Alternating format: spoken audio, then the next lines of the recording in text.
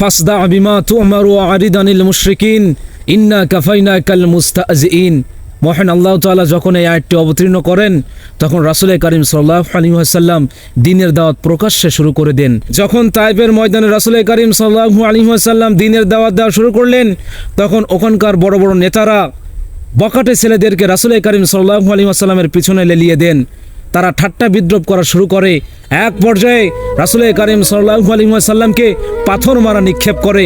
ওই পাথরের আঘাতে রাসূল করিম সাল্লাল্লাহু আলাইহি ওয়াসাল্লামের শরীর মোবারক রক্তে রক্তাক্ত হয়ে সেই রক্ত শরীর দিয়ে পা মোবারক দিয়ে গড়িয়ে পড়তে পড়তে জুতা মোবারক রক্তে রঞ্জিত হয়ে যায়। এইভাবে রাসূল করিম সাল্লাল্লাহু আলাইহি ওয়াসাল্লাম দ্বীনের দাওয়াত দিয়েছেন।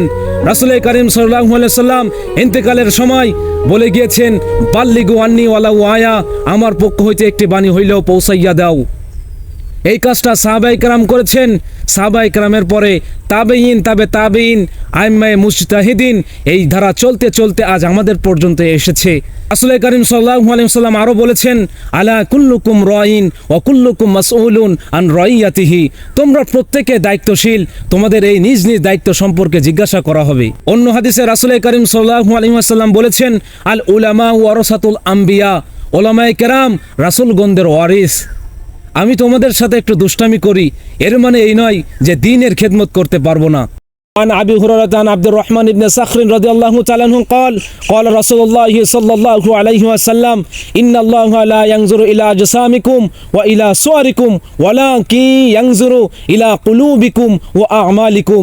মহান আল্লাহ তাআলা তোমাদের সুরত আকৃতি এবং ধন সম্পদকে দেখবে না, তোমাদের অন্তরটাকে দেখবে এবং আমল সমূহকে দেখবে। এজন্য বন্ধু, মহান আল্লাহ তাআলা কার দ্বারা দ্বীনের খেদমত নেবেন মহান আল্লাহ তাআলাই ভালো জানেন। অন্য হাদিসে বলা হয়েছে, রাসূল করিম সাল্লাল্লাহু আলাইহি ওয়াসাল্লাম বলেছেন, আসমান জমিন সৃষ্টি করার 50,000 বছর পূর্বে মানুষের তাকদীর ভাগ্যকে লিখে রেখেছেন।